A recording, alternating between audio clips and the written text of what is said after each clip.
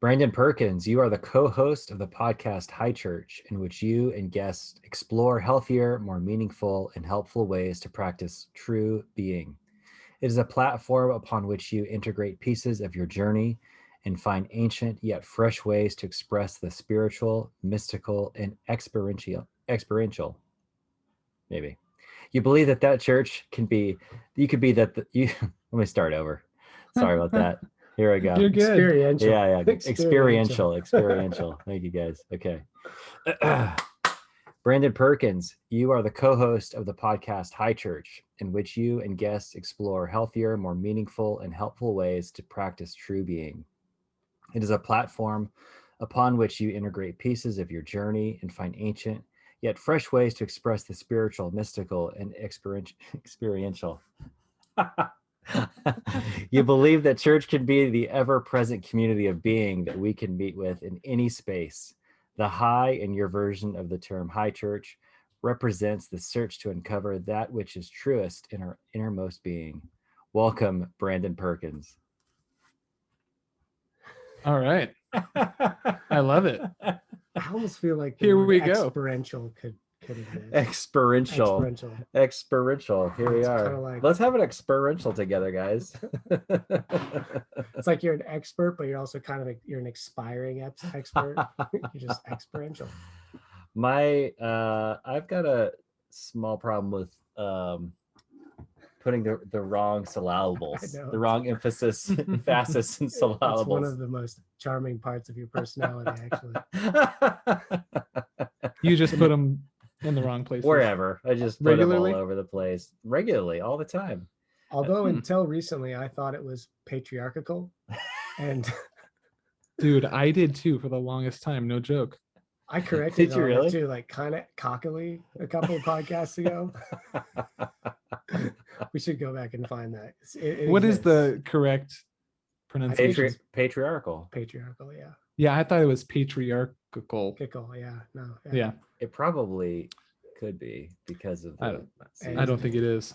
One of the gemstones in the asshole hat that I wear. is that I Well, just welcome to learned the that. Cutting for Sign of the High Church Guide to Reading Well. Mashup. Jeez. You know, that's actually been one thing that I'm like really interested in talking about with people these days is just there's so much verbiage, language is changing so Verbiage? quickly. It's things are changing so fast, you know, and those words are charged. You know, that's a perfect storm Yeah. for things to really be intensely flammable. Although I personally don't know how you all feel, but diving into that morass and learning the subtleties of it and jumping in on the waves of these different terms changing, I'm down. I'm really interested in it. Yeah. I'm sorry. I'm like thinking of all the things I used to say, like in high school in the 90s, that as So confidently. so, Yeah. so confidently. You got an example of one of those things? I'm sure you guys could guess. This guy, coming from the guy who believes he invented the term hipster. I did. Oh, I yeah, I did. did listen to that episode. That's I funny. did. I did think I invented the term hipster. And you have a pretty damn good reason for it. Like, it sounds like you came up with it on your own. I mean, it's probably like one of the tipping point things, right? Like where it hits the world. Probably from some movie that I saw. I didn't realize it was from that or something. Or Although if you go back and listen to that part, it was also violence against hipsters. Die there. Skinny Hipsters.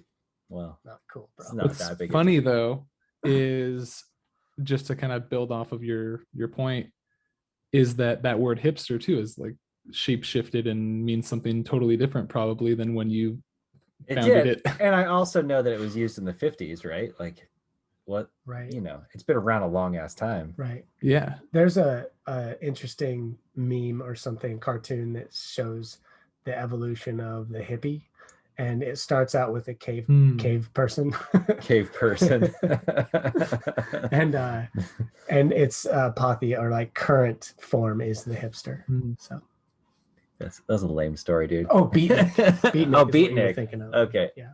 Okay. But didn't they say hipster back then too? I feel Good like I read question. the word I hipster in was some. instantly agreeing with you, but I think you were thinking beatnik, don't you think? Well, I thought that beatnik and hipster were in the same family. Yeah, I thought maybe. they were like I don't know. read some Kerouac back in the day, and it's probably in there. Anyway, hey man, it's almost 4:20. Are you about to blaze up on Highchurch for this podcast episode?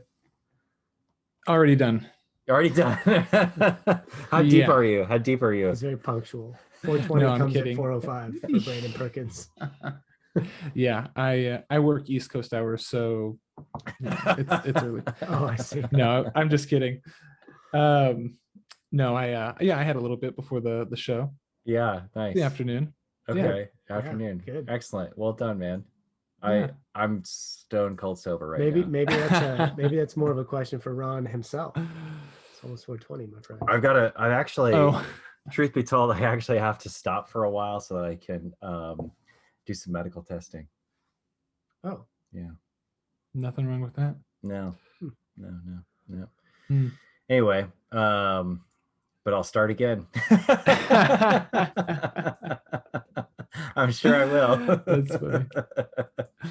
That's Well, awesome. Have you found it to be helpful, helpful? Like, or just like something that I'm glad we're just gonna start. isn't that talking so about funny? drugs. It's like utility. I even turned it into like is it doing something? Is it helpful for you? When We there's talked about that's a it. whole loaded thing too. But, Yeah, we talked about this the other day because I had smoked a little bit of weed the other night before we had a deep dive conversation around relationships and life and transformation, and I found myself to be really like surfing the waves, like really in it. My roots went deep in where we were without having to float away or get distracted. And he was on the phone with me, and he's like, you got a little marijuana in your system? And you could tell. that's exactly what I said. yeah, I was like, indeed I do. Yeah, Indeed, but I it do. was funny because the cues to that were that he was like listening really, really well. And he was very patient and very interested in what I was saying. And I was like, this is an amazing conversation, Ron. Like, Was it for an what's episode going or on? just a No, conversation? No, it wasn't just a conversation. But I was just hit me at the right time because I kind of, needed a friend, and he was there. And then he not only was there, but he was there in a way that I hadn't really experienced. And anyways, the next, like a couple of days later, something similar happened, and I realized that he was smoking a little bit, and it was like, it just seemed to be a very positive thing in his life. And I know from other times in his life, it has not been a positive thing. And so my whole point with bringing it up was, this is great, man. Whatever you're doing it in a way that seems to be really helpful, at least to your good old buddy Daniel. What's going on? And then that started us in teasing out this conversation about how something that is easily not a positive thing in someone's life can, at the right time and in the right amounts, be positive. I have to keep it real low dose, like real, yeah, just the mildest of intakes, because if I cross a threshold, there's either two things that need to happen immediately. One is sleep. Even on sativas, it's like I have this deep need to fall asleep immediately. Other people feel energetic, and especially with indicas, like it's an elephant dart, like running through the forest and just getting the dart and like falling over. Instantly seeing Will Ferrell put a dart into his neck. It is instant. I remember the first time it happened, I was with a group of guys that were at a campfire in Southern California, and with a bunch of hipsters, and we're all at a circle passing this joint around. And before the joint came around the second time, I was like, I have to sleep immediately. And I walked into this guy's house and just laid on his couch and woke up the next day. That's, to me, that like would be easy to interpret, that like your brain is going, man. And when that thing turns off, your body's like, sweet. Or if I don't go to sleep, the need is ravenous appetite. And the problem with ravenous appetite is like, it's just not good to freaking eat the way I eat when I'm high like that. Like I eat to pain, and I keep eating and I keep eating, and it feels like abusive, and I can't turn it off. And and then there's like a shame cycle sometimes with people. 100% of the time with me. Not Me sometimes, too. all the time with food. Yeah. So Yeah, been there, man. I have to like either just like keep it at bay, or just it's such a small amount like right before bed. That's the only way I Yeah. can roll with it, because I can't play in that other land. I used to be a distance runner, right? And Cool. at that time, through late teens into mid 20s, I was also struggling with a eating disorder, and Mhm. it wasn't an extreme one. It didn't ever threaten my health, but it was definitely body dysmorphia. And I would look into a mirror and see myself as fat when I was completely the opposite. And and I was also really obsessive and addictive around food. It was one of the only ways I felt fulfilled. And I would eat and then run. I would combine those two things, Oh my gosh. and I would eat like maybe 6,000 calories worth of food. How do you fit 6,000 calories in your I body? ate a lot. I could eat a lot. That's I know. crazy. I mean, I'm throwing a number out there. Still, I mean, that's so if 2,000 calories is roughly what a human should eat for the day. I might be right? exaggerating, but if I listed out all the things, I wrote it in You one can of eat those. some like really calorically dense foods though. Like you Yeah. eat a Yeah, yeah. I don't know. But I the don't know point what is, kind is of it's food. like Yeah. go Yeah. do that and then go run 15 miles at like Jeez. 6-minute 30 pace, and then thinking about wanting to eat when you get back. And what was funny about that is that what got me out of that finally was noticing that the times that I wasn't hungry, that I wasn't obsessing about food, and then growing those times. So I noticed that if I would play guitar for a short amount of time, I wouldn't think about food. Exercise, of course, but also I noticed I started writing. I was a journalist in a journalism major, and I started writing, and I noticed I would get lost in writing. I was like, oh, okay. And then I noticed a couple other times during the day. And what ended up happening and made me realize is that I was raised around athletics, and achievement in that way. But I'm an extremely creative person. I didn't discover that I'm creative until later.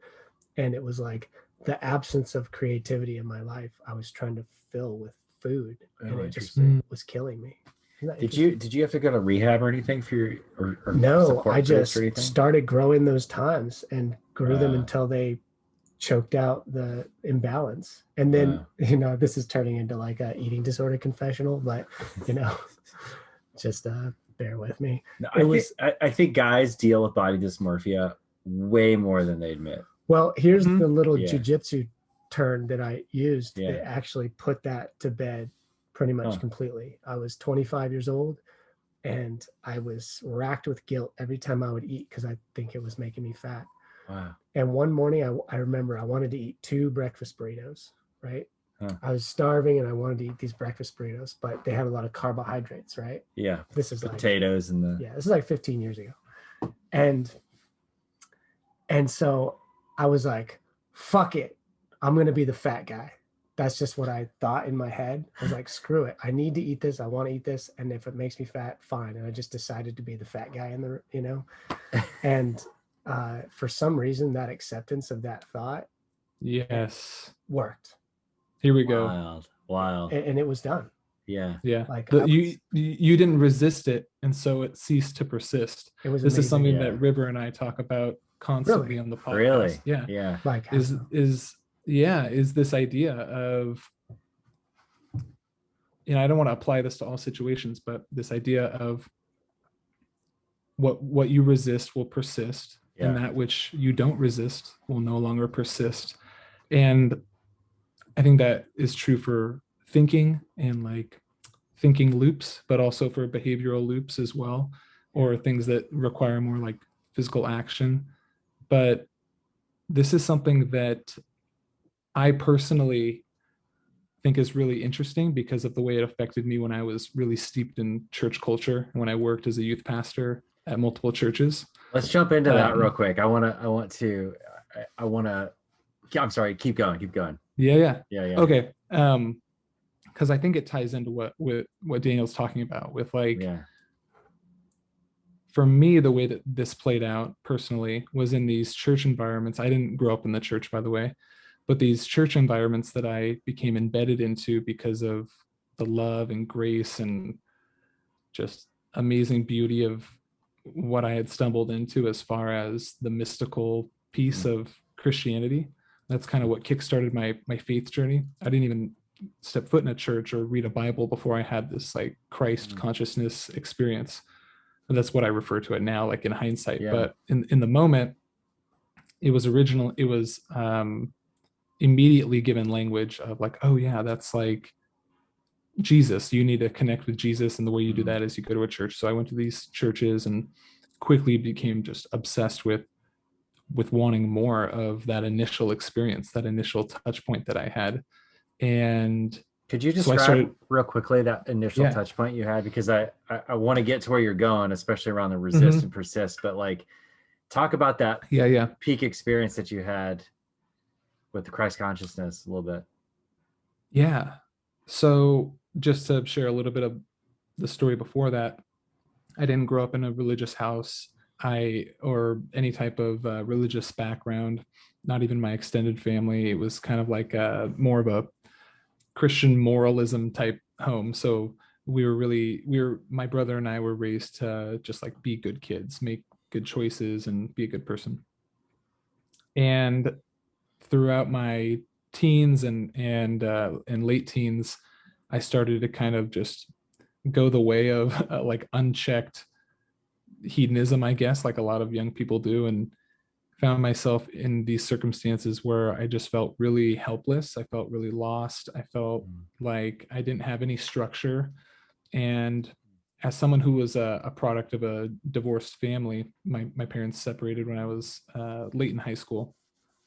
I wasn't really given any tools or didn't learn how to cope with that in a really healthy way and make peace with what was, which was my parents were no longer going to be together.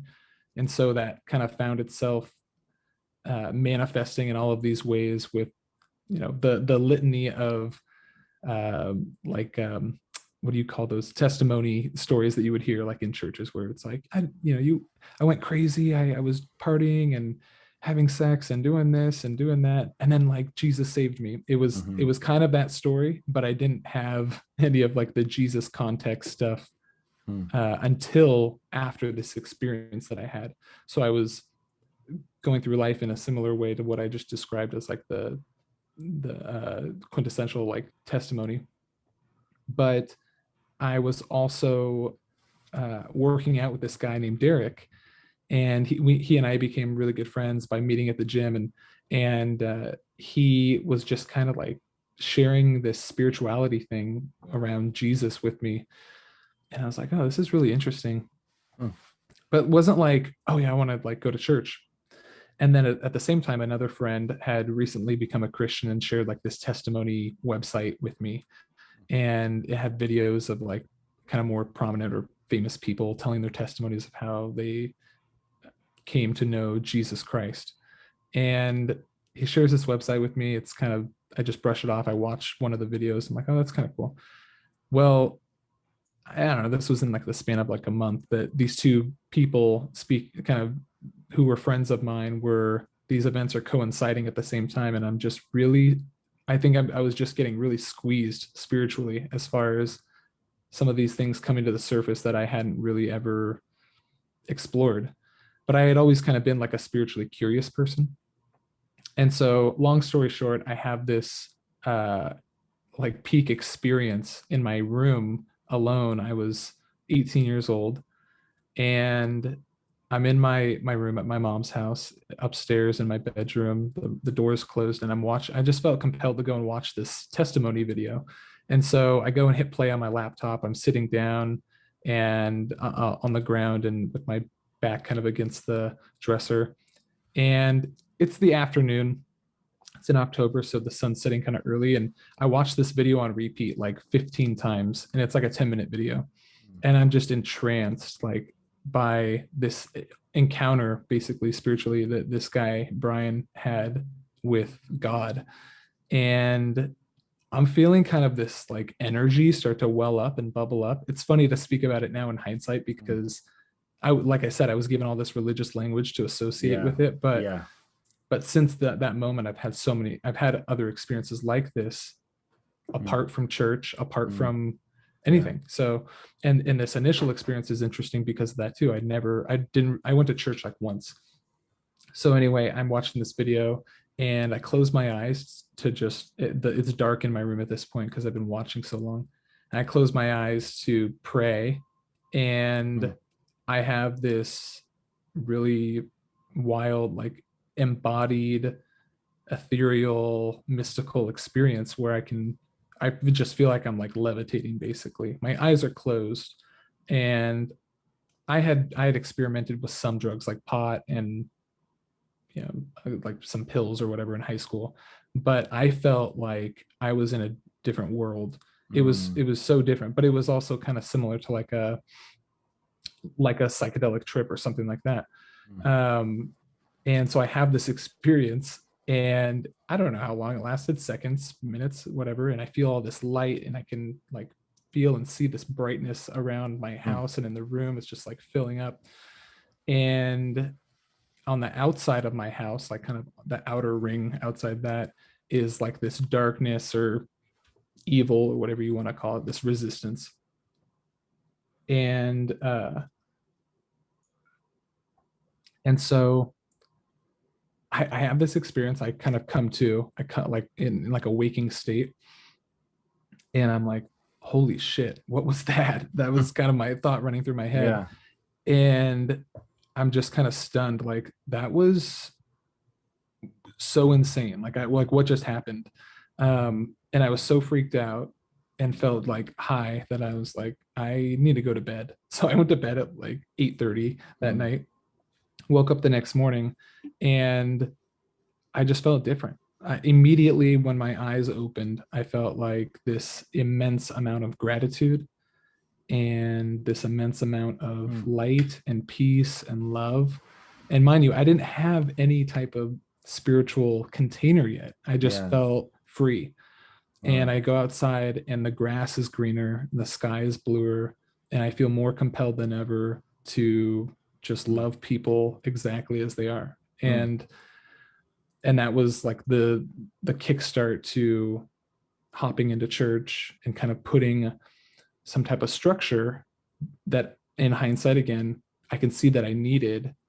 And it was like a moth to a flame. I mean, it was destined to happen that way.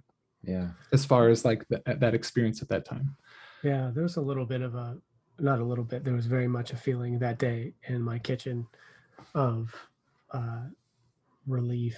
And I think, but the difference between that and something that you just think is that it was really a belief. Like, I gave into a belief that I really surrendered to something inside. Wow. And that affected me.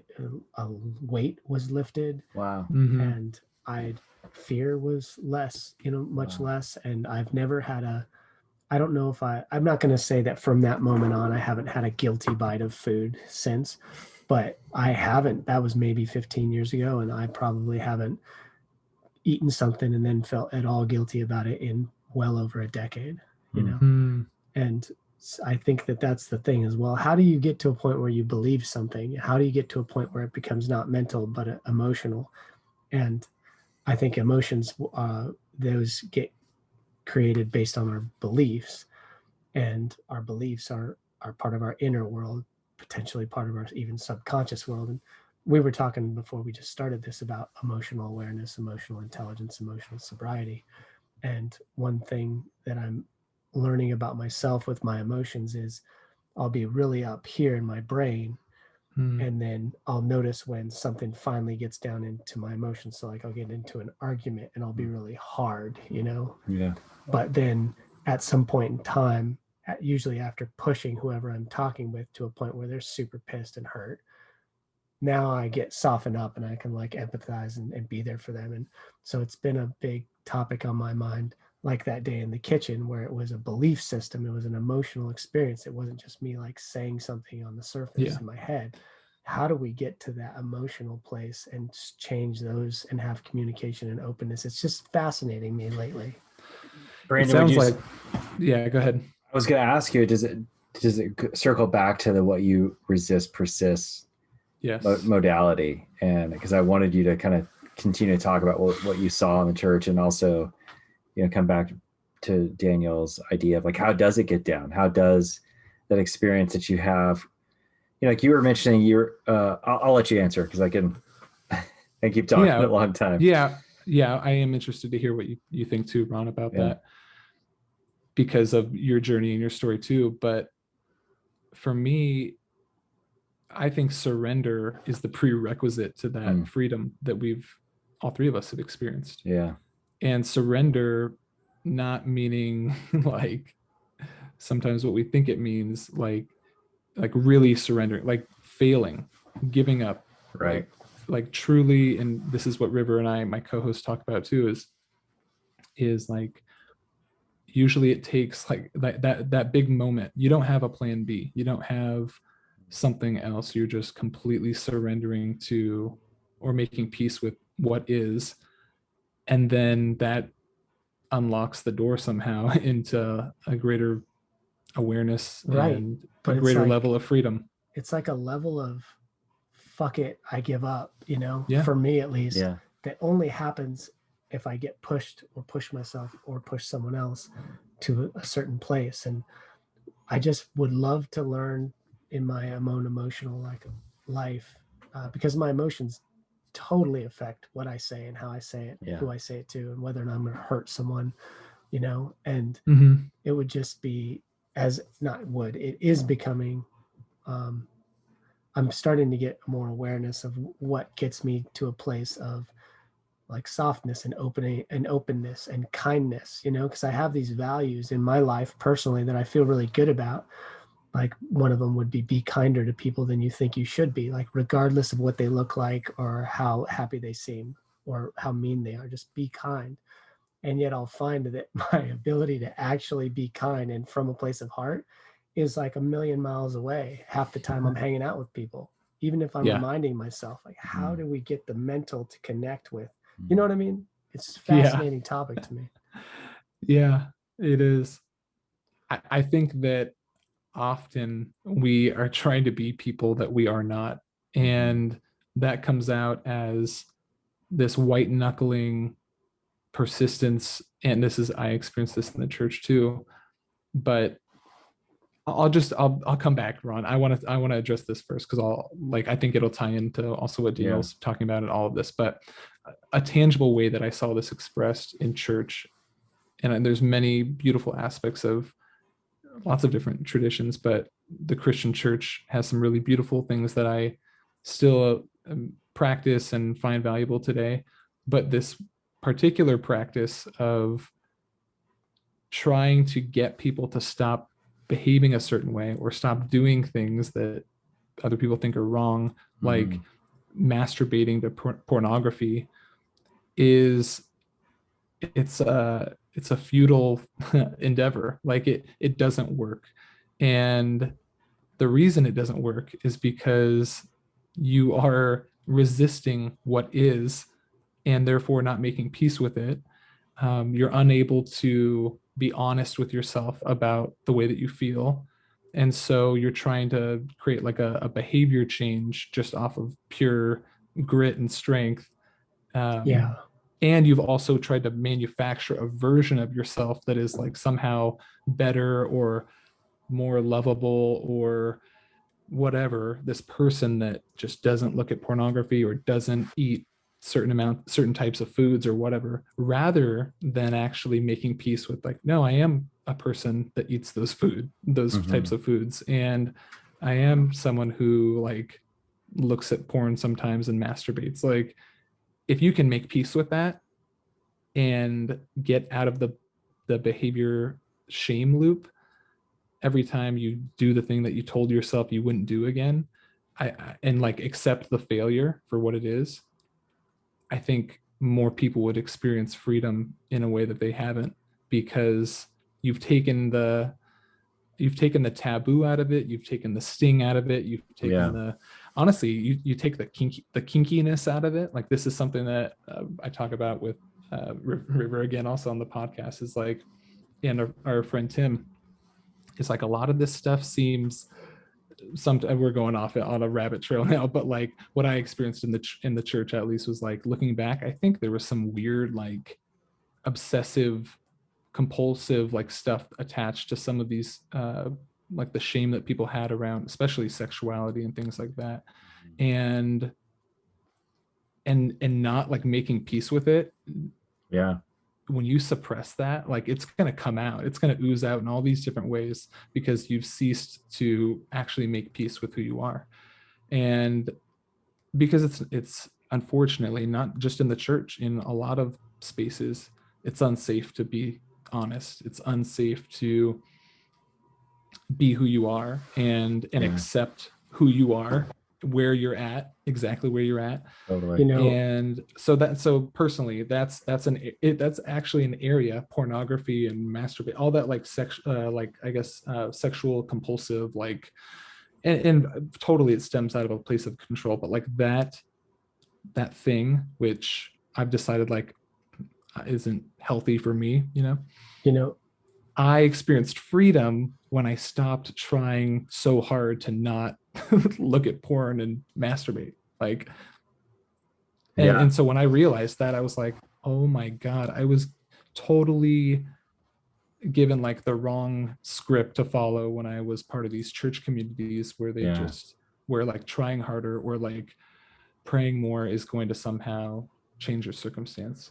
Another a good like de-tabooing. I like that you brought up porn.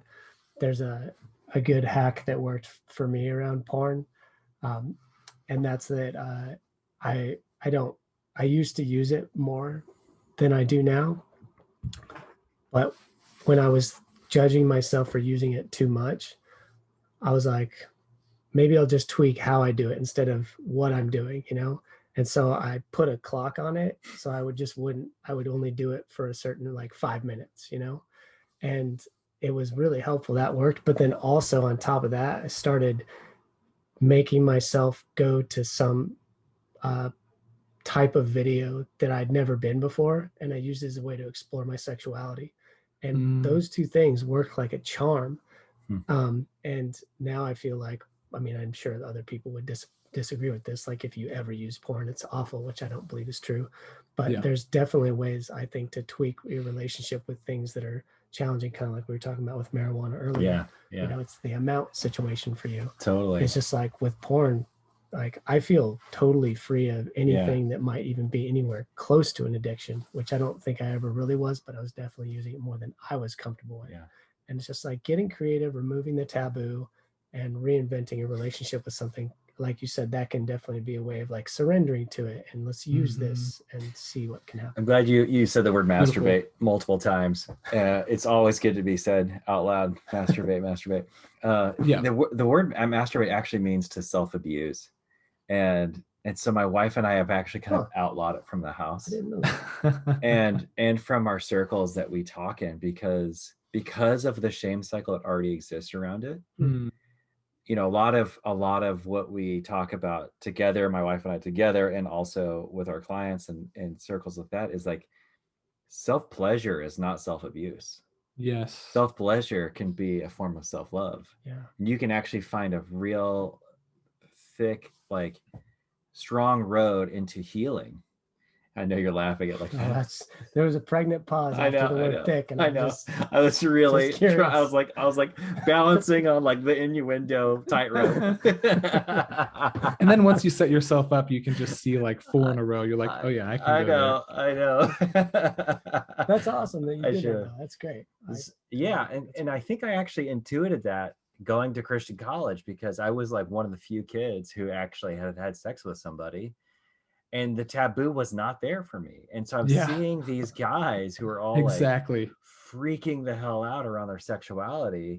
And it looked like addicts. I mean, these young men who would have normally been just like the best of the best young people, right? Were like fiends around masturbation and pornography and all that. And I remember there was like this, I lived in this dorm where they put a flag outside of their door, and your flag could only be there if you didn't masturbate. And I just took my flag off immediately. I was like, I'm not playing this shame game. Like, this is Yeah, and I was dude, it's a kinky thing. Like it it is weird. It is actually Don't kind you of a think kinky thing. it Yeah, you're right. is? It Yeah, really is. Like yeah, I think, yeah, I'd be interested to see those people's like, or you like look inside of, this is what I was going to say, like you look at any type of community or whatever, and like what they're shaming, what they are so vehemently against. It's like, yeah. I'd be interested to dig a little deeper and see. I don't think we need to psychoanalyze everyone, but Right. in my experience, a lot of times it's trying to speak to something that you've Yeah. like pushed down. Totally. And so it's not a like us shaming them even. It's saying like, dude, get free. Like allow that to fully be laid out so that you can see it for what it is and see you for who you are. And once you get free like that, it doesn't like, yeah, it's not going to have the negative power, that negative energy. There's this sort of metaphor that I've used over the years where you think about anything in life being a flame and or some sort of heat source that you would hold your hand over. Well, I just call it a flame. So like, did I see this in a karate movie? Like holding your hand over the flame. So like a heroin, right, would in my mind would be like the hottest flame. Like you don't want to fuck around with heroin probably at all, right? I'm sure there's someone out there who can, well, heroin can be helpful to people who are mortally wounded, right? And but my point is like lust, sex, I think of it as a flame, and just don't hold my hand over it too long because it's going to burn me. And when I used to use porn more regularly, I found that it would like hypnotize me into going deeper and deeper. And that I really realized that I think lust is potentially a bottomless emotion, and it just gets more, I don't really know what I'm talking about here. So like, be gentle guys, but I don't think it has a bottom. Right. And that's why it gets warped into people doing awful things with people. But I did find that, okay, let's not deep dive on this. Yeah. And as long as I don't do that, then porn wasn't a problem in my life, but I did notice if I like stayed on for a while that it would just get like more and more erotic, but not in a way that would be, it wasn't really satisfying. Totally. It was kind of miserable, to be honest. Yeah, and totally. I have a really healthy, robust sexuality, and I'm very happy with it. And that was something different. And I just realized at that time I needed to change things up. And it's just been like you were saying. It's just, I mean, it's an interesting thing to hear the conversation around porn now, because I think universally it's like, well, everyone uses in some regard, and also universally, and just like you said, there's some kind of version of, and it's not that great. Like if there's a place for it, and there's a place for it that can be kind of delightful, like maybe like a nice dessert or a nice drink or something like that, where it can be incorporated in some way. And then there's also this whole bottomless dopamine pit where you just will never, the rat will never be able to press the bar enough to satisfy, and you're gonna like die in a bender. Get in and get out. But then now we're like, I mean, porn theme, fun.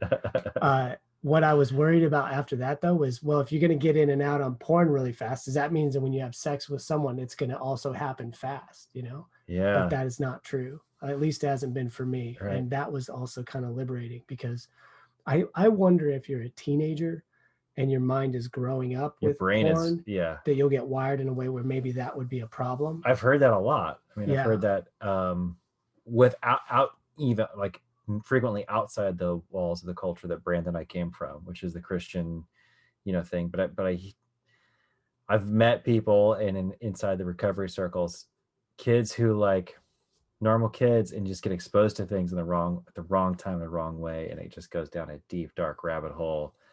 And they're, have like end up as adults having actual physiological sexual problems, because they're so used to being stimulated by such crazy stuff that just normal person-to-person interaction isn't enough stimulation anymore for their brain to be aroused.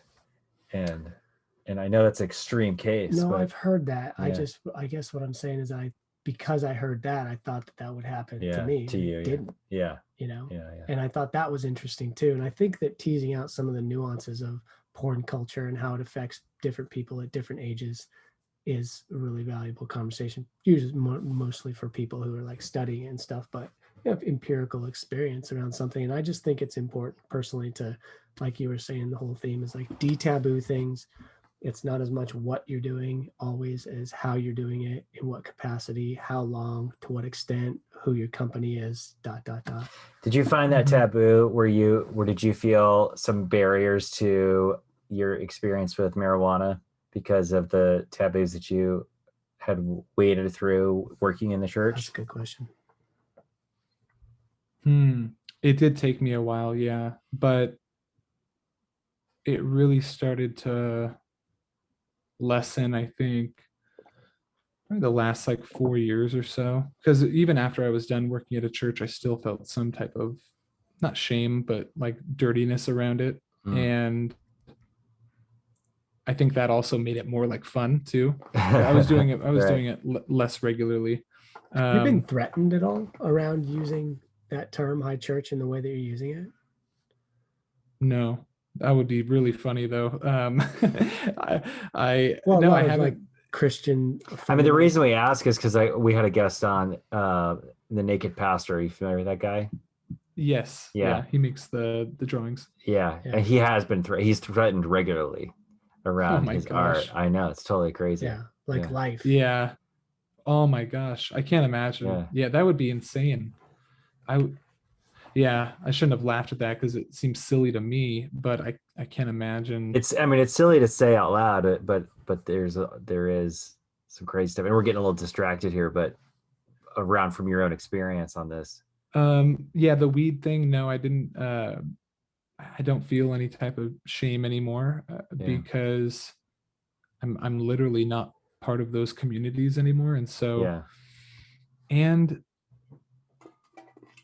this is really what I kind of wanted to turn it into as well, because it's kind of tying together. But a big reason why I think that I don't feel that shame with porn, with the weed thing, with even the thoughts and beliefs that I have inside my brain, I don't feel like I have to explain those things to anyone, because I think I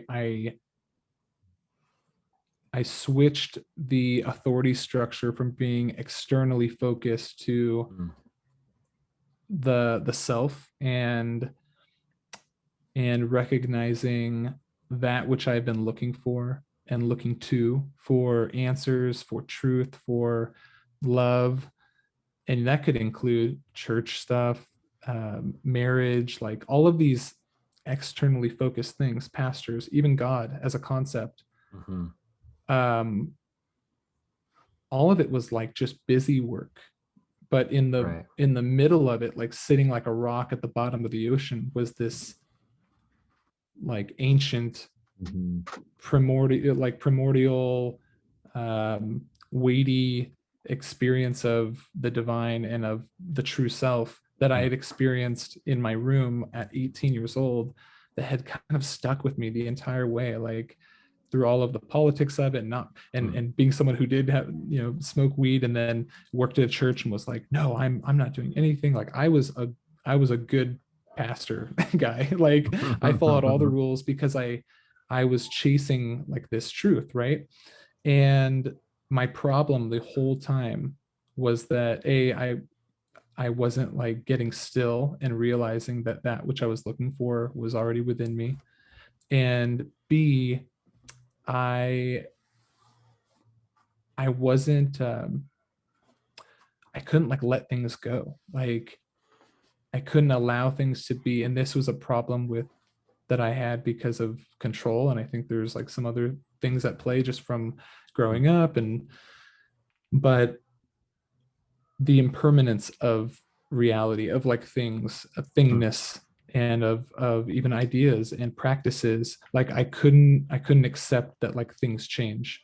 And so I wanted to keep like things the same. And I couldn't accept that like, okay, some things you do for a time and then you don't. There's this Zen parable that Alan Watts talks about where it's like you get in a boat to cross the river to get to the other side. And when you get there, like you get out, you leave the boat. And then when it's time to cross the river again, you go back to the boat and you get in, and then you use the boat to cross to the other side again. And I think that to me, that's practically helps me with just allowing things again to be as they are, to accept things like how they literally are, and to not resist that which is happening, because that's when suffering persists in my experience. But and so I think that applies to like the pornography thing. I think that applies to the weed thing. Like there's the taboo stuff is in there too, but like really it's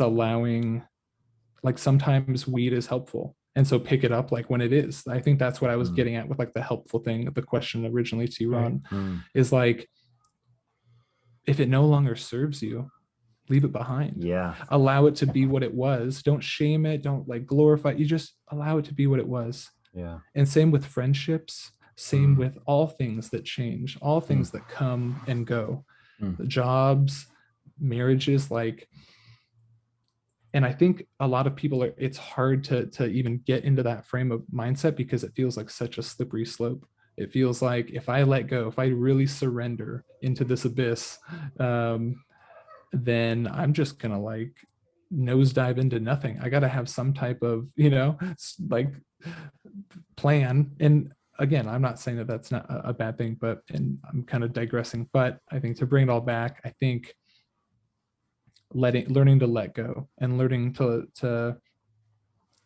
make peace with where things are at when they're there is has been a helpful practice to me. It's allowed me to not like overly cling to things, especially when they leave, whether that's something that I know that I like a habit I need to just stop doing, or a job or whatever. Like there truly is a season for all things, and so I think it's becoming emotionally intelligent and emotionally aware to that too, and then like tapping into that more often, and then not shaming yourself when you don't. Yeah.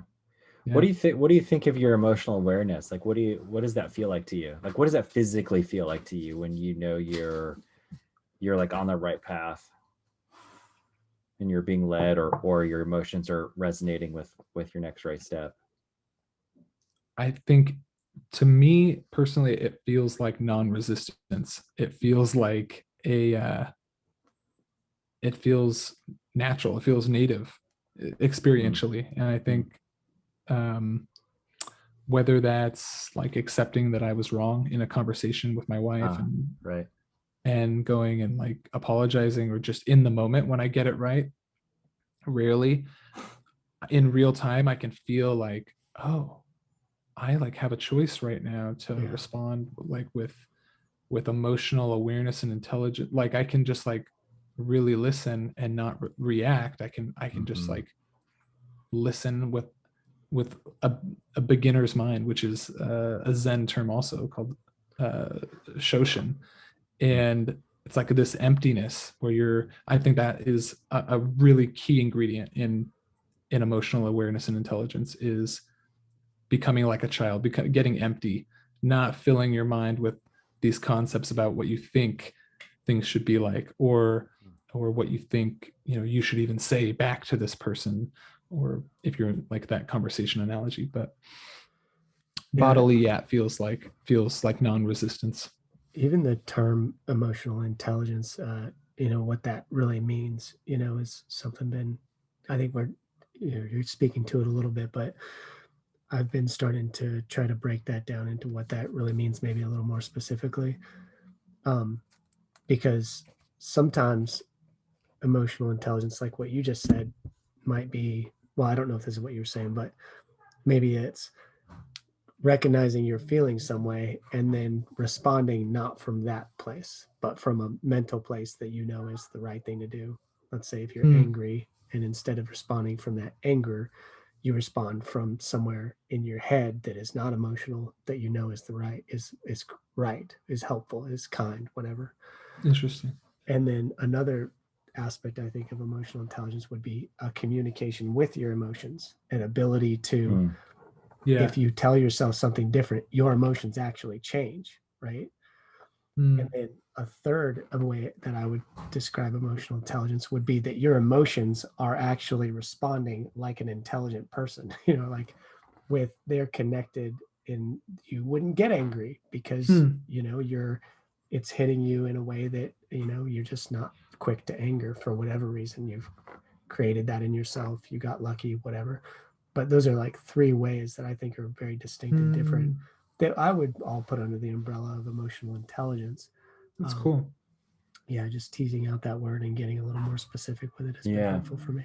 Where do you feel it in your body? Because the reason I'm asking like where you feel in your body, because for me that's the key. Like sometimes the cue for if I'm on the wrong path is how I'm acting.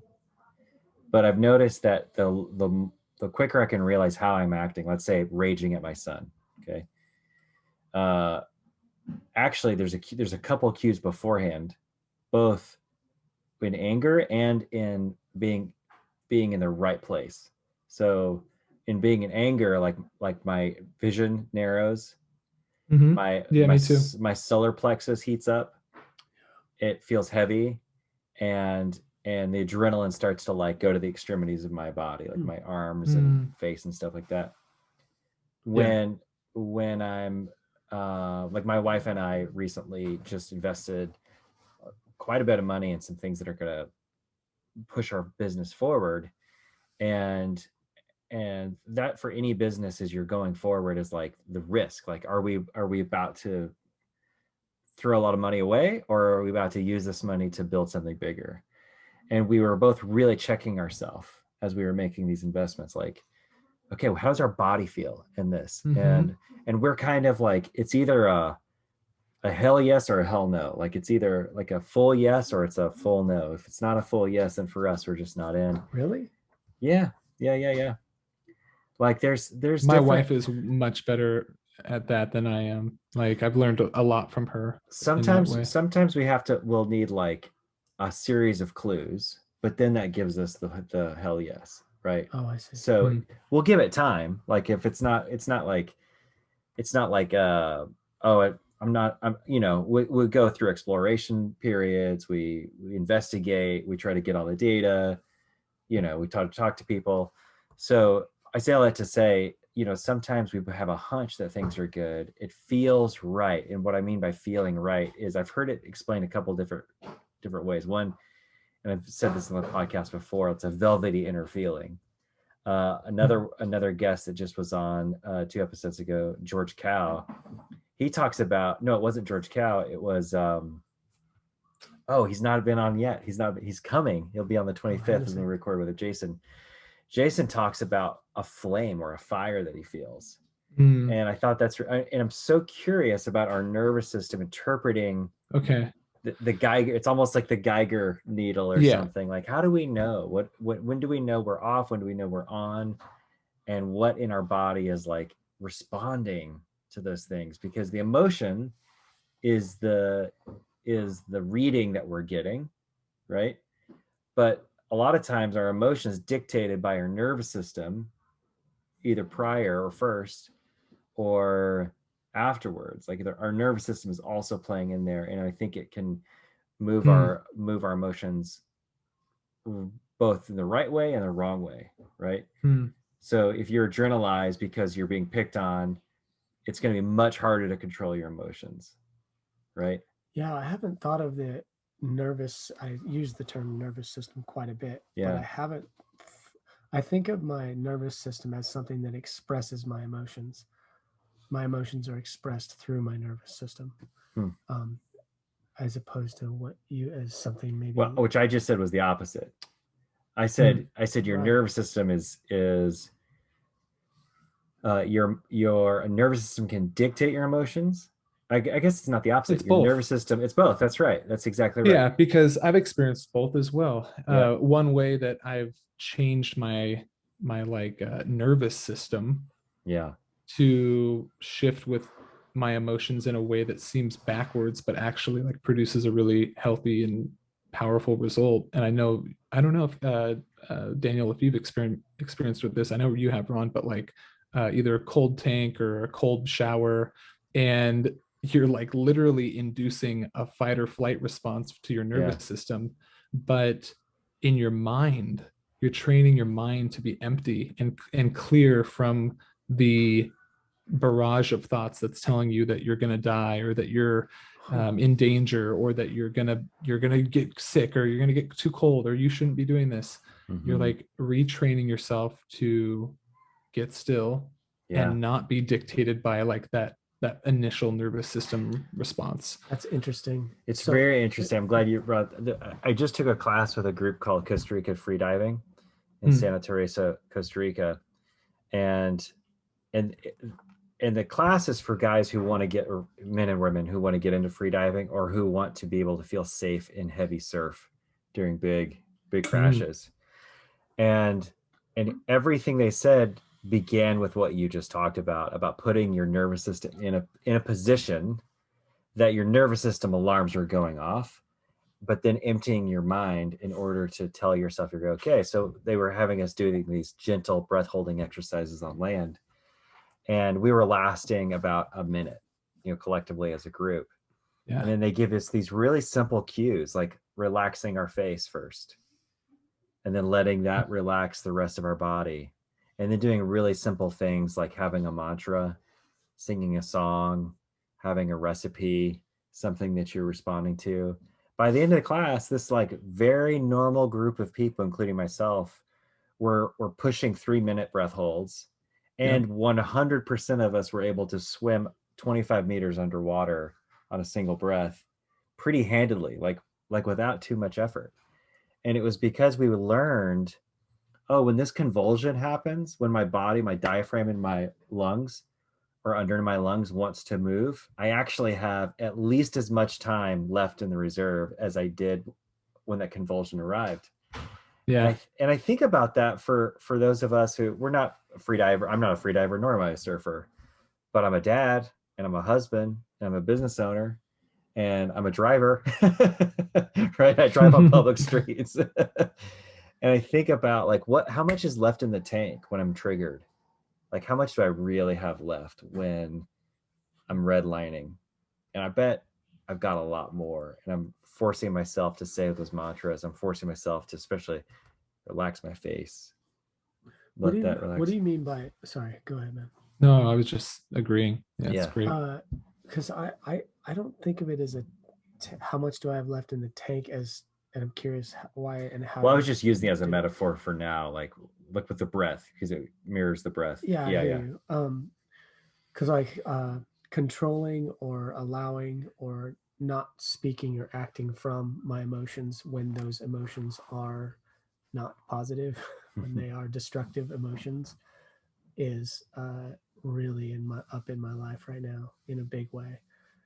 And as are the consequences of having done that quite a bit in my life, like through usually intimate relationships, whether that be romantic or familial or friendship, hurt a lot of people, through having a keyed up nervous system or sensitive emotions.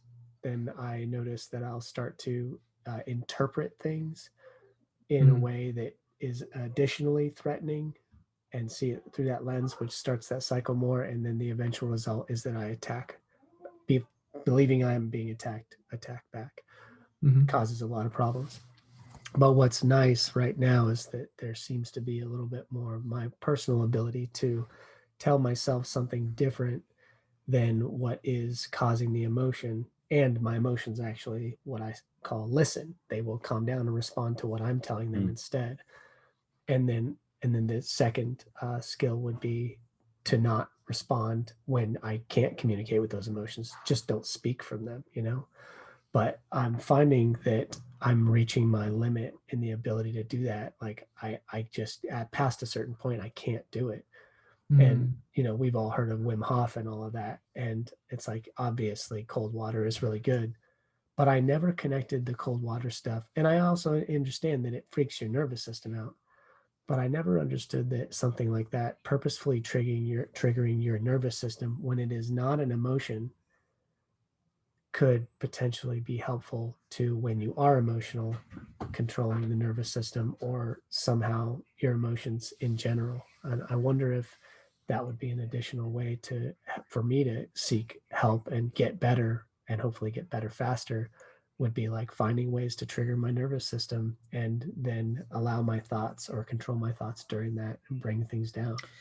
We've actually touched on this like many times through all the episodes we've been on. I mean, from back with Andy talking about jujitsu and finding this like really safe, it's a really, really safe place to actually be taken to the end of your sense of safety, right? Someone's got their strong ass arm around your neck and you can feel the blood being cut off and you can see the light being drained out of your eyes. And then you have the control to tap and say, I'm done. And then like it comes back, the lights come back on, right? And that is the same thing they were teaching us in the pool, is like, you're going to put yourself under a lot of effort. If at any point underwater while you're swimming across or holding something or carrying, you could just stand up. You can stand up. And if you don't, you can keep swimming. And one of the interesting things about that safe place, and I think this is coming back around, is like, I think you have to have a safe container to practice in. We were talking a lot about safety in the class, and how a body will actually black out before it gulps water. And the body will black out, the diaphragm will stop working, and your body will just stop moving. It gives you like a couple extra seconds. It gives you a couple of extra minutes, actually. Oh, rather than having water in your lungs. Yeah, and your heart still beats. And then the interesting thing is there's a nerve that crosses the bridge of your nose and onto your cheeks. And all it takes is for your face to come out of the water and for that to be dried off, the bridge of your nose and your cheeks to be dried off. And then you can talk to the person, hey, Daniel, it's time to breathe. Wow. And the person will like breathe again. It's a tricky body hack. Crazy. Nice job, nobody do that at home, by the way. Yeah. But it's a safe container. Like jiu-jitsu is a safe container, or sitting in a tub of cold water is a safe container, right? Like none of those things can you do right away, but you can build up to them. And my guess is, this is a wild guess. This is not instruction. This is a wild guess with this kind of thing is, it might be a series of being not kind to the stranger, then going out of your way to being kind to the asshole in the grocery store who's being a jerk to someone else, being kind to your dad, whoever it is that is triggering, like working on that as a muscle or in a safe place or with friends or with your therapist or something like that. I feel like I've been doing that. And I think what's hitting me right now is just that it's going to take longer than I'd hoped. Yeah. Because of course, because I was like fucking champion, like emotional intelligence on his way, and then I got tested with something and like fucking crashed and burned, utterly. And it cost me something that I really valued. And it was a real big wake up call. And so that's something that actually Ron and I like talking a lot about, even the last day, or especially in the last day. It's just, okay, I need to up my commitment to emotional awareness. And then he introduced a term, emotional sobriety. And that was like, oh, emotional sobriety. And then related what I experienced, which was just getting really mad at someone that I loved and saying things that were very hurtful, as a relapse, and talking about that as an emotional relapse, and then being like, oh, okay, so I lost my, 2-week card and now I've got a 0-day card. And thinking about it that way, like, has helped me forgive, first of all, because that takes off an additional like stress. Now I can just get down to starting over, like doing the work, but I, more than anything in this world, want to be able to be kind and cool still when being attacked. And I'm just finding that it's one of my life issues that's maybe a little bigger than I thought. Thanks for sharing that, Daniel. Appreciate that, dude. I borrowed that phrase, emotional sobriety, from the program Adults, Children of Alcoholics, and who often become codependent. In other words, they will accept the abuse of their families because that's also the place where they're hardwired to expect love and support from. So then that codependent relationship forms when they will do things that will enable the action so they're not abandoned, or they feel like they're being of service to their family, and which is out of emotional sobriety. it's outside of the box of sobriety, because they're then enabling a problem or allowing them to be harmed, or allowing themselves to engage into some harmful interaction. And I took that idea and phrase, and also for my own journey with alcohol, and just noticed, like, when am I wanting to disappear? When am I wanting to numb out? When am I wanting to rage? When am I wanting to fill in the blank with any of those things, like run away, whatever? Oh, it's because I'm like Ross Pino, our guest earlier today. He wanted to like be eradicated. He didn't want to be there anymore. And it was because he didn't want to confront what he was really experiencing, like you were talking about earlier. When we resist these things, the disconnect, the dissonance happens, right? Mm-hmm. The dissonance happens. And that's when that dissonance happens, the feedback loop happens in your mind. We want to act out. And because we have a whole menu of wonderful things that we can have access to now of that, we nicotine, drugs, alcohol, sex, porn, whatever, those are easy to go to. But what we don't also realize is that rage and anger is also on that menu. It's just like a hidden menu. Mm-hmm. It's not on the menu, but it's on there if you ask for it, if you know where to look. And it gives us the same dopamine rush. It gives us the same sense of control. Yeah. But rage is also on, for me, it's on top of pain. And I know that's something like I personally, I imagine you've heard this too, Brandon, like hurt equal, ends up being anger. Underneath anger is pain. Another nice thing to hear, but like, can we experience the hurt then instead of the anger? That would be really helpful. And I'm just at the beginning of being able to feel that. You saw it today when we were walking around town, and I don't know, I was like quiet for a couple seconds or something and took a deep breath, and he's like, "You all right?" And I was just like, another wave, man, another wave. But it wasn't a wave of anger, it was a wave of pain. And I was like, I haven't experienced pain. I've experienced fear and anger, and now those things I'm realizing they cover up pain. Right. And now I'm actually feeling this sort of hybrid emotion, but I can feel that it's getting closer, and it's hugely liberating, because when I'm hurt, I just like soften and go, ouch. I'm not like claws out, let me fuck someone up, So you guys keep talking, we'll be right back. Yeah. I don't know. Have you experienced much in the way of emotions on top of other emotions, or anger coming from somewhere else? Have you even heard those types of ideas? No, I mean, it makes sense. Nowadays, I think that I find myself, again, trying to not resist certain emotions and tell myself that certain emotions are bad, or that I can't feel them, or that I'm never gonna like call that person that name again, or I'm never gonna do this. Obviously, on top of all this, baked into it is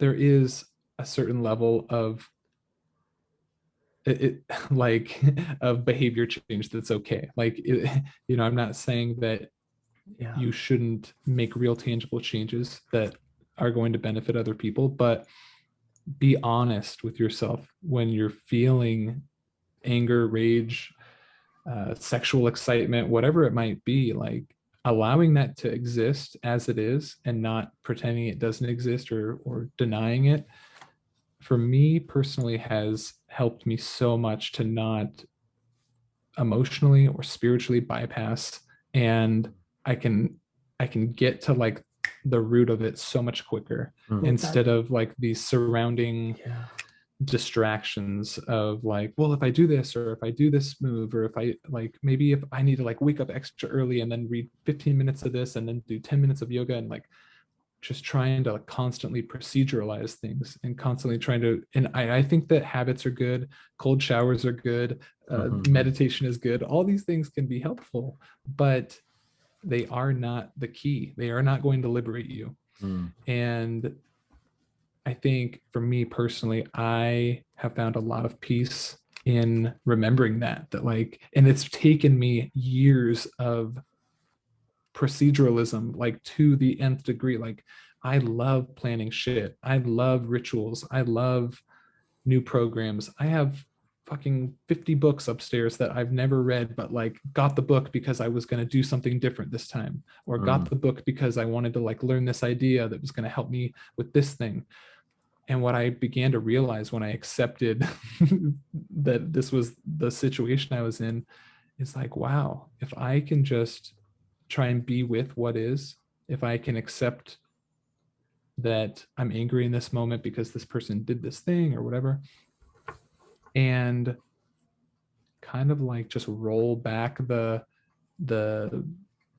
initial responses and the fight or flight and some of these things that I usually lead in with, if I can learn how to just kind of slow down a little bit when I'm feeling something, and like most of the time I feel like I can just make a better assessment of what's actually happening rather than what I think is happening, or just being like, controlled by my emotions, or like we were talking about. But it's so different for everyone. Everyone's got such different pasts and traumas and individual circumstances that play such a big role in this. Well, I appreciate what you're saying too about, because Ron and I were talking, like one of my strategies and methods to approach and work through what I've been talking about has been to add structure into my life. And what's interesting, because I'm hearing what you're saying, but I'm like, oh, the reason I'm adding that structure though is to slow down, because the type of structure that I'm adding is like basically going to force me to stick with a certain thing before hummingbirding to the next. It's also going to put a boundary on being able to check out, like through a phone or through basically anything distracting. And it's like adding a container around with little like slots, so all the water just doesn't go sloshing and mixing it around all day long and be really confusing. And I'm really totally excited about that. But when you first said that, I was like, gosh, is that what I'm doing? Am I just like adding an additional layer of structure that is just going to distract me from the real thing? And I'm like, no, it's not. It's interesting. There is a dichotomy between accepting what is, right? And I think that's where people get wound up, because if they can't accept the paradox of that, then it's too much. The circuit blows. Because there is the dichotomy of like accepting what is. I'm angry, I'm lusty as a horse, I'm whatever it might be. And also structure through effort and discipline. Yeah.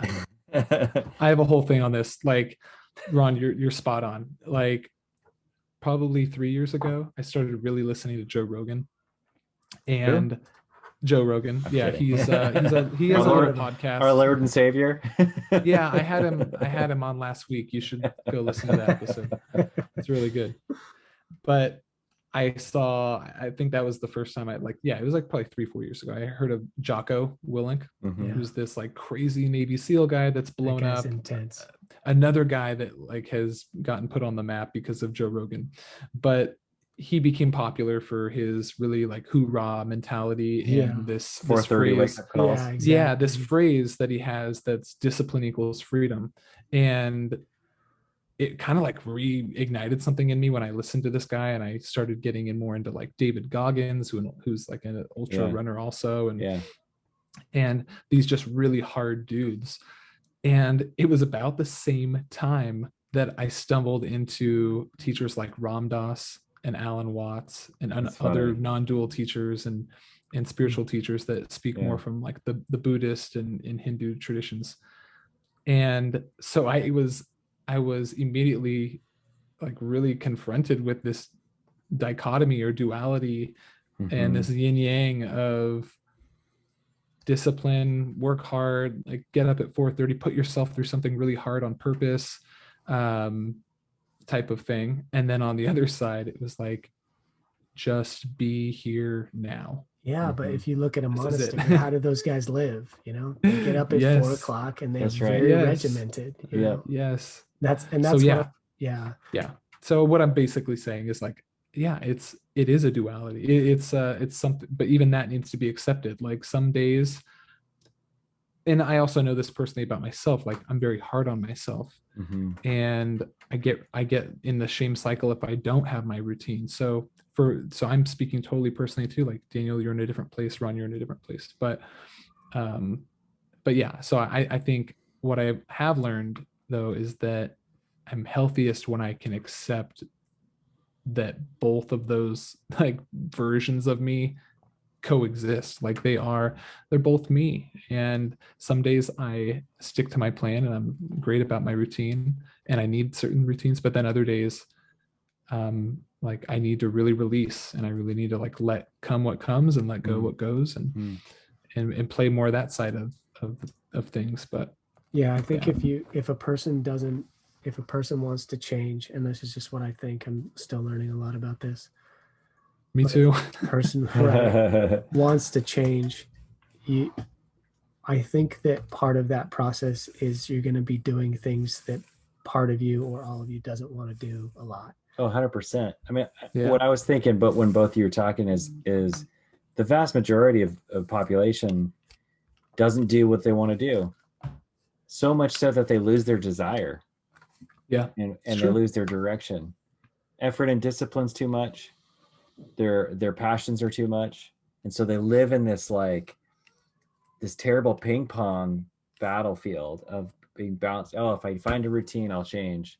And they make it 7 days, 3 days.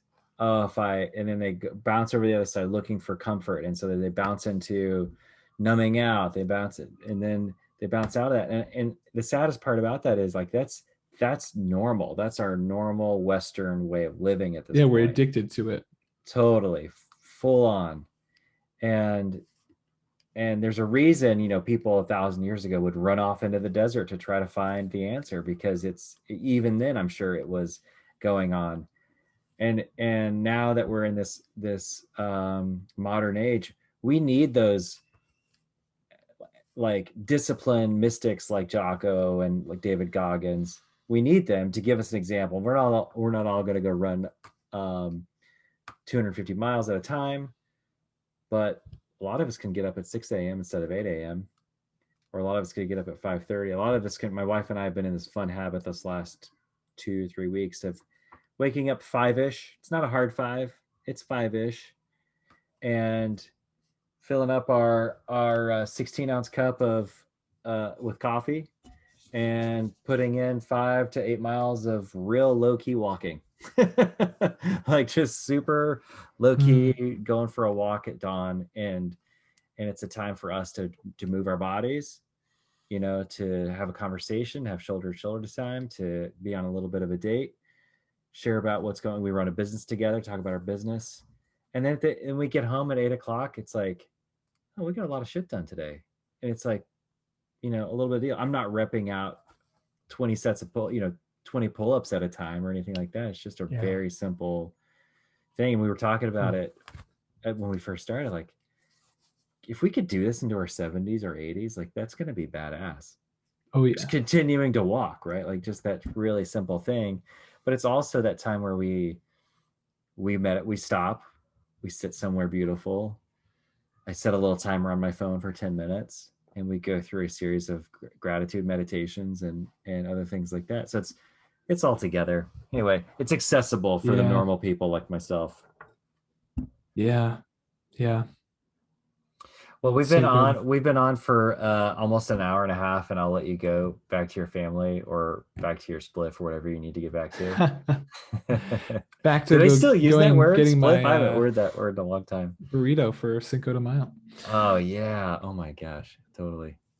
I think they still use it. Yeah, I don't have spliffs, but I don't smoke tobacco. But is that what that is? A spliff is the cigarette? Yeah, the thing? It's like it's tobacco mixed with weed. Man, I haven't had one of those since high school. My mid-20s. That's so funny. Well, this is fun. Thank you guys again for having me on. I really appreciate it and love what you guys are doing. Yeah, so same, man.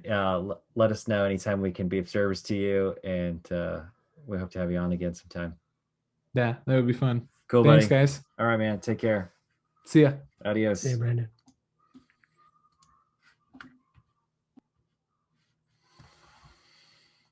You want to go live again? Yeah. And also, I think we talked about not stopping the recording. It's so still when going. you load, Yeah, awesome, it's still going. cool, man. Ocean builders. Might be like easier for above, you. ocean village, this place I'm particularly Okay. Here we go. Hopefully I gotta plug my phone in real quick.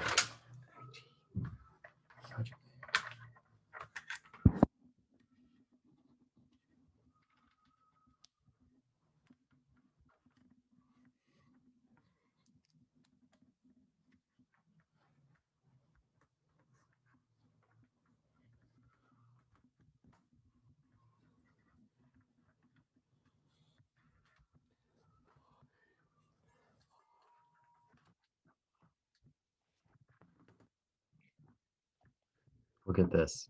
We'll get this in just a moment. Just bear with me. Just be patient with me.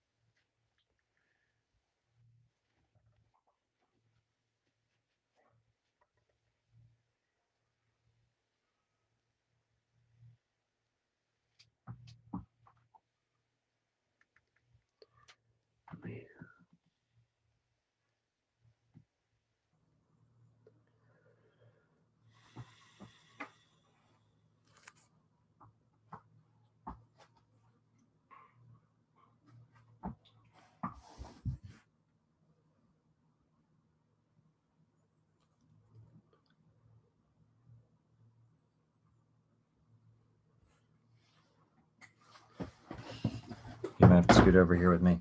Okay. Let me take care of something real quick. Okay. What are you gonna take care of, doggy? Hi. Come here.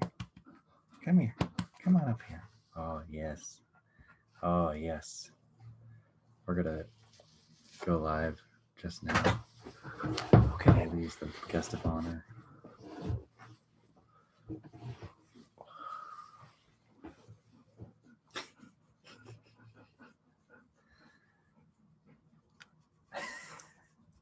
Golden dog. That was cool. That was good. Brandon's good. Yeah, I think he flowed with things pretty well. Yeah. Oh, you're a smelly dog. He was a little bit different than I remembered. I'm sure the weed helped. Maybe because it was taken. I don't know if this thing's gonna go live for us or not. Did people watch the other one? How does going live on Instagram work? It actually just helps your algorithms to get noticed more. But then it stays on there after you? Yeah. Oh, I see. So it's not technically live. It's live in the moment. Your internet connection wasn't strong enough. Let's try again. I don't know why.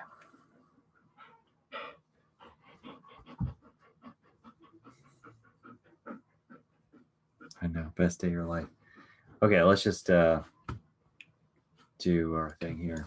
Okay, go on. Okay. Cancel that. Do you want me to do it? Do what? Go live. If you want to. I've never done that. Press that thing. Yep, that's the one. You're such a dick. Now hit that. Oh, that's nice. Hit this thing. And oh wait. Sorry. We're gonna go to here. Then we're gonna go here. We're gonna go story. And we're gonna go. What just happened? Sorry, may I? Okay, there. Story. And then live. Check connection. We're live now. And that's looking the wrong direction, but we're here. Yeah, dude. We're in the field testing for Cutting for Sign episode today with Brandon Perkins. Get in there, man. You look like half face. Our co-host, or the host of Highchurch, a great podcast. Highchurch. Yeah. Yeah, that was an interesting conversation. I was glad that he was down to flow through several different subjects. We covered including porn, a lot of from porn to self-acceptance. yeah, it was good. Yeah, that's good. Yeah. What did you think about a couple of Christian dudes talking about pornography? Well, I am glad that you are both interested in taking the taboo out of it. Yeah. And I believe that I don't think that porn is inherently bad. I think that people that are doing it and creating it need to treat each other respectfully and be paid well and have everything be extremely consensual. And if all of that is done, then I don't have a problem with it personally. I then also think that the people who are consuming it need to do it mindfully, Yeah. And that if all those boxes are checked, then I just as with most things, right? Right. Anyways, and then you all being Christian or Christianish or whatever you are, it's just nice to hear a mature discussion about it, honestly. Yeah. I think so too. Yeah. It's a really fun thing to get to de-taboo. Yeah. Is that a word? Inside the Christian circles I come from, and to talk about, well, Morgan and I were on a panel a few months ago, and we talked just about all the kind of sexual taboos, norms that we're coming out of now as people of faith, and what we get to walk into, which is acceptance, which is love, which is healing journey, which is a consciousness. Yeah. And that's powerful, super powerful. Yeah, I mean, I think things that are easily abused or in which people are abused are easy to just like stamp as bad or wrong. Sure. And sure. Peeling those labels off and normalizing, having mature discussions around them, inclusive discussions. Yeah. More, oh please. Boy. Yeah. So that was pretty cool, Ron. Good. And then just the conversation, I'll let you do it. And then just the conversation in general around emotions and how to relate to them. Yeah. I just don't think there's many things that are better to be talking about right now. Where are you landing on right now with your emotions? Like, because we went through a couple different phases in that conversation where you're like, are my emotions, this is the question you're kind of asking, are my emotions, are they dictated by my nervous system, or does my nervous system dictate them? And what's the relationship between those two things? Yeah, I mean, I was trying to work that out. So do my emotions express themselves through a nervous system, or does something hit my nervous system and then cause emotions? Right. Probably a little from column A and B. I don't know. I'm not a physiologist. Physiology. It's not my forte, and I don't even have a lot of pseudoscience, exposure to it. I have my intuition and my experience, and I would say that it could probably go both ways. But I tend to be in my head more and radiate outward. So the former sounds more like me. I just wonder if, like what you were saying, you can trigger the nervous system, like with cold water, like with jujitsu, like with anything that would attack your body, and then use the mind that is not emotionally triggered necessarily to calm that nervous system. I think there's a lot of value there.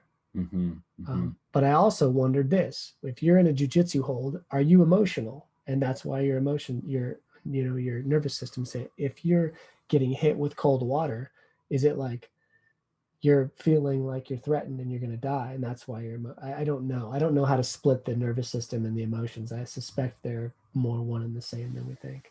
Yeah, it's a good question. It's a really good question. I know in my early days of all martial arts, it was very easy to get emotional when I was getting gassed. I remember that or beat up, right?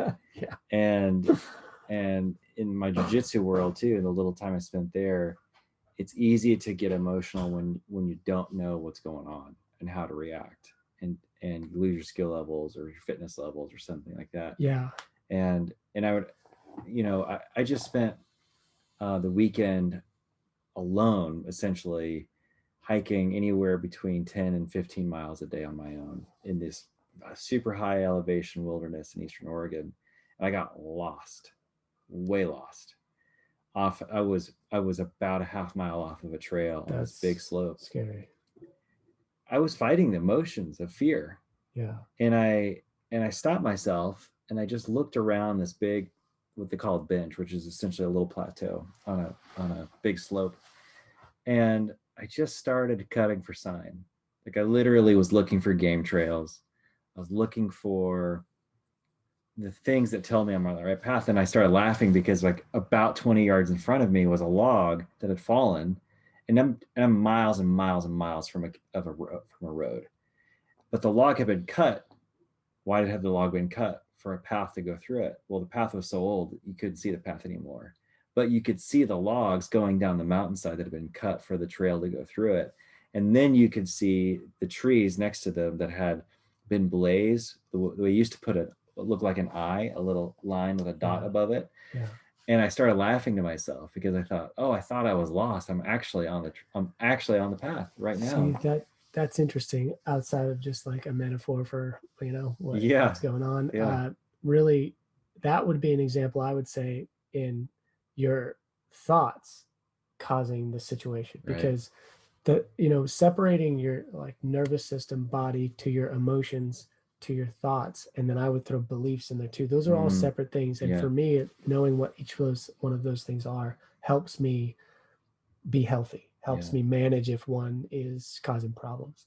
And in that situation, you could be in the woods and you can just change the label in your head to I know exactly where I'm at, which we've all been in woods that look like they're in the middle of fucking nowhere. Yeah. And they're not. We know right where we are. But in that moment, you knew mentally you didn't know where you were. Yeah. And so that's a thought that's causing an emotion that's being expressed through your nervous system. Yeah. Right. Yeah. Whereas you're in your shower and you blast yourself with cold water, you're safe. Yeah. But your body's freaking out. Yeah. Which maybe then would cause emotions. Right. And I think that beliefs are important too. Someone can be talking to you, what they say goes against a belief. Mm-hmm. Maybe that feels threatening. Now you have an emotion. So then it was like words hit a belief, creates thoughts and emotion. Yeah. I just think that it's part of like emotional awareness, emotional sobriety, emotional intelligence, which I am very new to, but value very much, is finding a way to understand your body and the different things that might be going on. I'm not saying what I just said is the way it's going on in everybody. It's certainly the way that I deconstruct it. I think everybody's experiencing on some level. It's almost like you have your piles of different things. You have your emotional column, you have your physiology column, your nervous system, you have your emotions column, and each one has its own amount that it's been running your life in, or level it's been running your life in. And so you're getting a combination of those things, and everyone's combos are a little bit different. Right. And the awareness around it's kind of funny too. I laugh because there's a friend of mine I visited recently, and I don't see this person very often, but they're just one of my fave people, and we were talking about, I'm like, I like to talk about my emotions, it's like a big value of mine. And he doesn't. And he made a crack. He's a really funny person. He's actually coming on the podcast soon. And he goes, I don't know how I feel. Like, he doesn't know. And I realized, and we teased it out a little bit. Yeah. And like when he experiences anxiety, he has no idea he's experiencing anxiety. What is this feeling?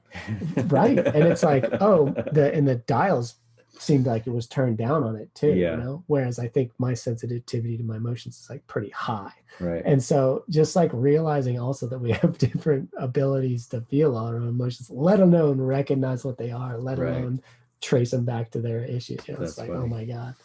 That's funny. It feels, I think in our more aware world of mental health, many of us are reconnecting to all those things we just talked about. I think so too. And yet a lot of us are like, I don't even have the bandwidth to begin to think about these things. Yeah. And I want to say that's okay too. Of course it if is. that's what you're coming from, that's okay too. To some people, it seems like it's just not like valuable, or it's too in your head, or it's thinking too much. Like, I respect that. It's just, I think that in general, what I've observed, the more that I've reflected on my emotions and learned to understand them, eventually learned to actually affect them and communicate them with my thoughts. You know, my well-being is gradually getting better, even if I take steps back, like sometimes significant steps back. That's so good. But I think it's a valuable thing. I'm glad we were able to bang these out today. Yeah, a couple of good podcasts. Super good. Got another one coming up. More coming up this week. Thanks everybody for joining us. See you next time. Yeah.